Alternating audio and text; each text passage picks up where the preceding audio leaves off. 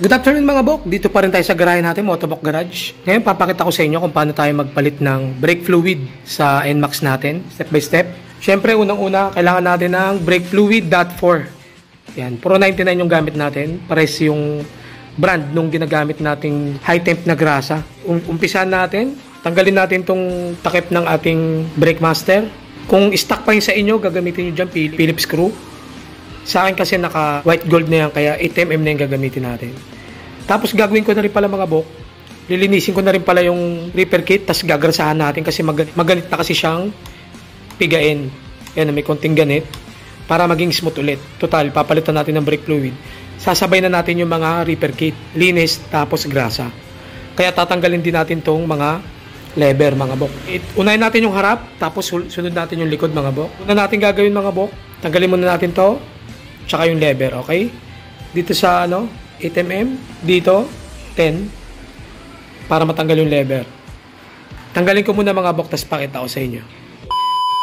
Pagtanggal nyo na yung mga bolt mga bok, tanggalin nyo lang itong pinakatakip. So pagtanggal nyo na itong takip mga bok, meron pa kayo makikita dyang puti. Ito, yung plastic. Tanggalin nyo lang. Yan, at parang tinutuklap lang yan. Yan. Ito yung plastic na cover.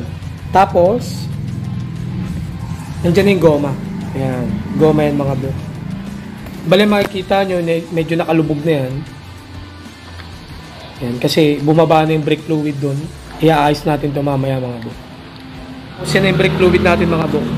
Ayan, hindi na maganda yung kulay. Medyo dark na siya. Tapos sunod natin tanggalin naman itong lever mga bro.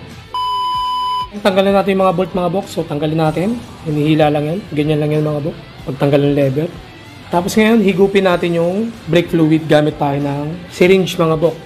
Malit lang para magkasya dito sa brake master. Higupin lang natin mga bok.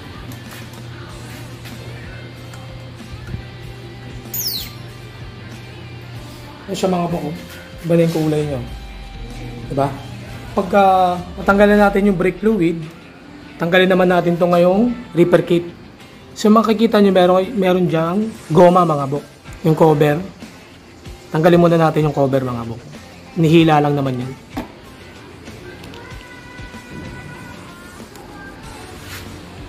Ito mga bok, natanggalan natin. Pagtanggalan natin yan mga bok, tatanggalin naman natin yung silak dyan sa loob. Yan makikita nyo. Tatanggalin natin yan mga bok. Gamit tayo ng circle plier. Circle plier mga bok. Tanggalin natin. Yan mga bok. Tanggalan natin. Ito yung silak mga bok. Pagkatapos ng silak mga bok, meron tong washer mga bok. Yan. Washer. Tapos yung repair kit na natin mga bok. Tanggalin natin yung repair kit natin mga bok. Tumulo yung brake fluid natin, pero okay lang yan, babalawan na lang natin ng tubig na may sabon, tapos tubig, final banlaw. So yan mga bok, sabihin yan, ito na yung repair kit natin mga bok. Tapos gagrasahan natin itong mga goma mamaya, okay? Linisin lang natin mga bok, gamit tayong tissue. Nalinis na natin yung brake master, wala nang brake fluid yan. Pati ito, nalinis natin yung loob. Ngayon, linisin naman natin yung repair kit mga bok. Gamit tayo ng contact cleaner. Pero pwede rin yung mga brake cleaner, CVT cleaner. Ito lang yung gagamitin natin ngayon.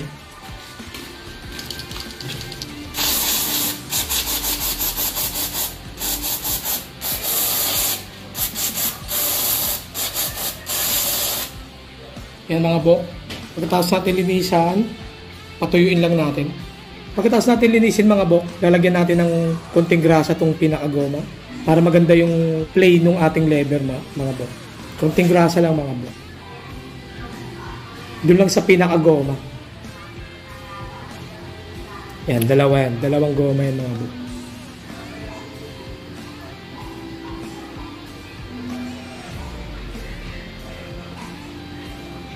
Pagka may grasa na, pwede na natin ibalik mga bok. Balik na natin mga bok. Yan, ito muna. Tapos yung washer, lagyan natin. Tapos yung silak o circlip. Ito mga bok, nilagay ko muna sa circlip plier yung pinaka-circlip para nakaabang na tayo mga bok. Gawin natin, push natin papasok yung repair kit, sabay pasok natin tong silak or circlip. Push, tapos pasok. Yan, tapos pagtigtong lang, check lang natin kung nakapasok talaga yun.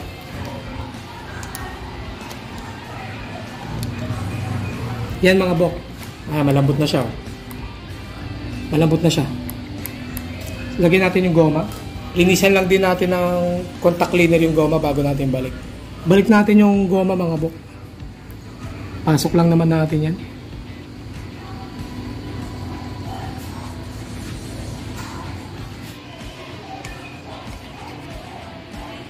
Yan mga bok. Nabalik na natin. Balik na natin ngayon yung lever mga bok. Tapos yung nut sa ilalim, lagay natin. Yung mga bok, napaka-smooth na. Alright. Ngayon, gagawin natin, lalagyan na natin ng brake fluid bago. So, kung babasahin yung mga bok, nakalagay dyan. Yan o, mga bok. Use only .4 brake fluid. Kaya dapat .4 lang mga bok. Ito mga bok, .4. Lagay muna tayo. Mga bok, meron palang guhit yan, mga bok. Ayan o. Yung level, nakikita nyo. Ibig sabihin yan, hanggang dyan lang yung pwede nyong ilagay. Ayan, guhit na yan. Ayan. Lagay natin. Hanggang guhit lang. Yan, makikita nyo mga bok, yung brake fluid natin, napaka gold na gold yung kulay. Hindi katulad kanina, medyo maitim na. Tapos ngayon, lagay mo natin yung takip.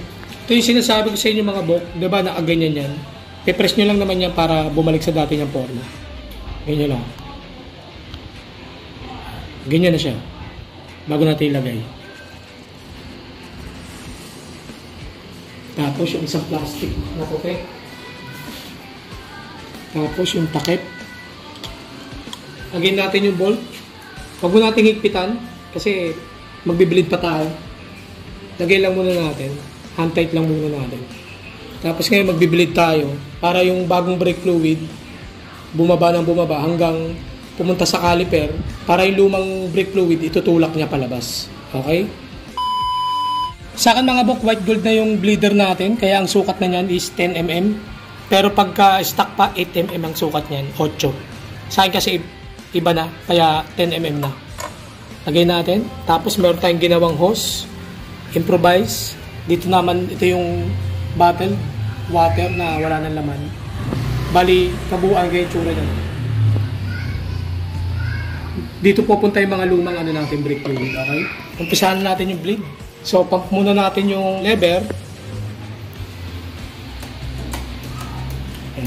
Hanggang tumigas, mga bok. Pump muna natin hanggang bumaba na yung bagong brake fluid.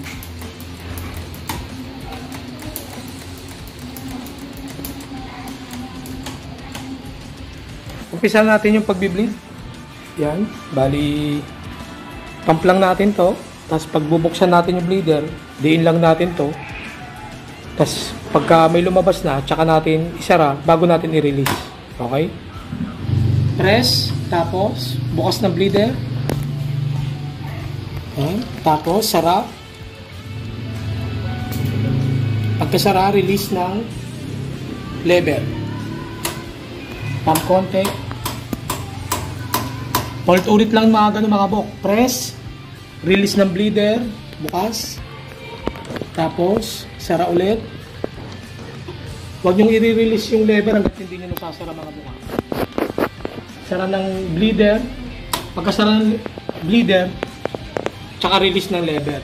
Ulit-ulit lang mga bok hanggang malinaw na yung lumalabas na brake fluid sa natin mga bok, sa hose. Ulit-ulit lang yun mga bok. Okay? A few inches later. Okay na mga bok. Bali ito na yung lumalabas na lang is yung parang mamula-mula na dark brown. Ito na yung lumalabas sa hose natin. Malinaw na, gold na. Kaya pag ganyan na mga bok, ibig sabihin nun, yung bagong brake fluid na yung lumalabas dito sa caliper natin. So goods na yung pagbi-bleed natin. Doon naman tayo sa likod mga bok. Yan yung kulay ng natin mga bok. Yan, malinaw na. Tapos sinakto ko lang sa guhit mga bok para pwede na natin isara mga bok. Yan mga bok. ano na siya, napaka-smooth niya na ipreno. Hindi katulad kanina maganit. Ay mga bok. So, tapos na tayo sa preno sa harap, sa preno sa likod naman tayo mga bok. Tanggalin muna natin itong 2.8, itong G's, tsaka yung nut sa ilalim para matanggal din lever. Okay? Ay mga bok, napaka-itim, di ba? Flashlight. Yan. Napaka-itim ng brake fluid natin mga bok. Tanggalin muna natin yung lever mga bok. Tanggalin yung lever mga bok. Tanggalin naman natin mga bok itong goma. Yung goma na takip ng ating repair kit mga bok. Ayan mga bok. Tanggal ko na yung yung goma. Tapos tanggalin naman natin yung circlip or silak. Gupin pala muna natin itong mga bok, brake fluid. Bawasan natin. Ayan mga bok. Napakaitim. Diba? Eh mga bok, tanggal ko na.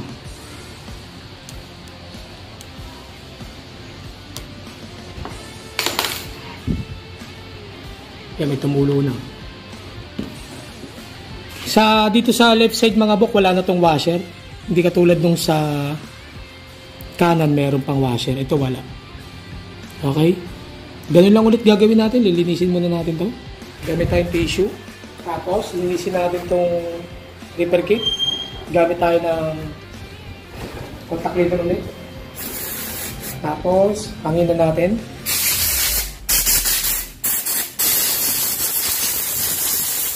Tapos, lagyan natin ulit ng grasa yung mga goma. Tapos, ibalik na natin. Ito mga bok, lagyan ko muna ng grasa. Paikot yung mga goma. Para hindi na siya maganit pagka nagpipreno tayo. Parang naglalak mga bok. Maganit tawag dun eh. Ayan. Tapos, balik na natin mga bok.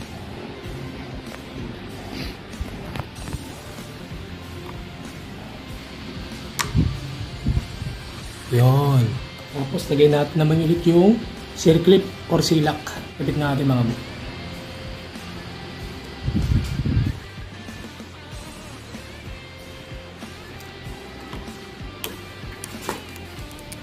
Push nyo lang, papasok.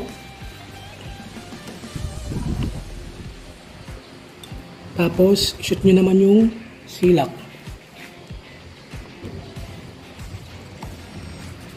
Make sure lang natin nakahalapat yung silak mga bok. Push lang natin papasok.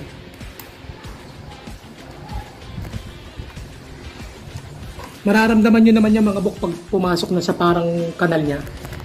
Ay mga bok. Yan, pasok na siya. May gatla kasi yan mga bok sa loob. Tulak nyo lang papasok tong silak or circlip. Yan. Tulak lang ng ginaganyan natin yan mga bok. Para sumagan. Yan. Tapos lagyan natin yung goma. Tapos balik naman natin yung leather. Lagyan natin ngayon ng brake fluid mga bok. Dot 4 pa rin syempre mga bok. Ang layo na ng kulay mga bok. Kulay gold na. Kanina itim. Yan, tapos pump na natin.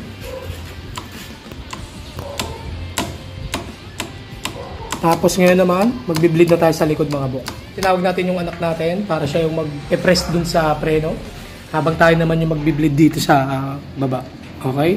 Pag sinabi kong press, huwag mong bibitawan hanggat di ko sinasabing bitaw. Press. Pag naka-press mga bok, buksan natin ulit yung bleeder. Yung mga bok, makikita nyo napakaitim nung lumabas na brake fluid mga bok, ay napakaitim. Yan. Dapat yan mamaya, bago matapos tayo mag-bleed, dapat kulay gold na yan mga bok. Okay? Kasing kulay na nung nilagay natin na brake fluid. Bitaw. Press. Bitaw. Press. Bitaw. Press. Bitaw. Press.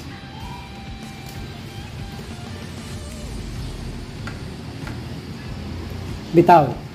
Press. Paulit-ulit lang namin gagawin yan hanggang maging malinaw na yung lumalabas. Hindi ko napapakita yung kabuuan para hindi na tumagal mga bok. Okay? The next day.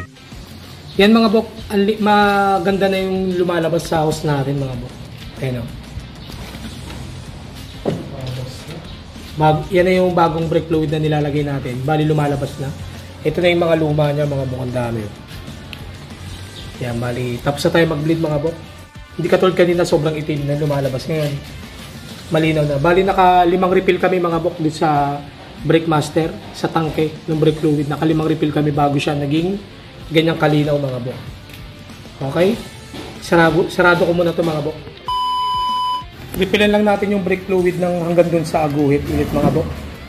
Yung mga bok, ang linaw na nung brake fluid natin. Kita nyo na yung mga letter dun sa ilalim. Okay? Refillan ko lang. Okay? Check natin ulit yung preno. Yan, napakalambot na niya mga bok. Walang kaganit-ganit. Napakaganda na. Yan. Importante sa lahat mga bok, pagkatapos natin gawin lahat yan, banlawan muna natin mga bok. Banlawan natin ang tubig na may sabon mga bok.